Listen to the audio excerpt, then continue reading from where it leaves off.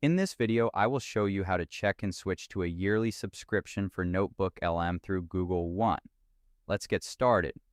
I'm starting on the NotebookLM homepage, and I'll begin by clicking on the Settings button located in the top right and click Upgrade Subscription. This automatically opens a new tab where I can manage my Google One membership. Once the page loads, I'll click on the Change Membership Plan drop-down to see the different tiers available. Right now, it's showing the monthly rates.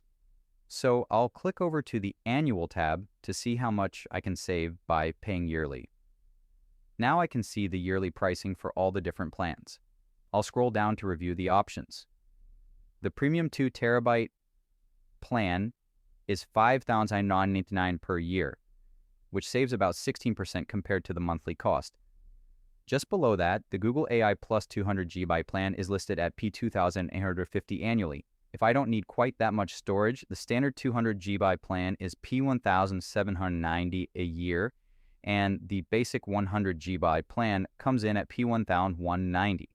There is even a light 30 GB option for just P$490 per year. I'm just scrolling through these now to compare the storage limits and annual fees. It's a great way to see all the downgrading or upgrading options in one place.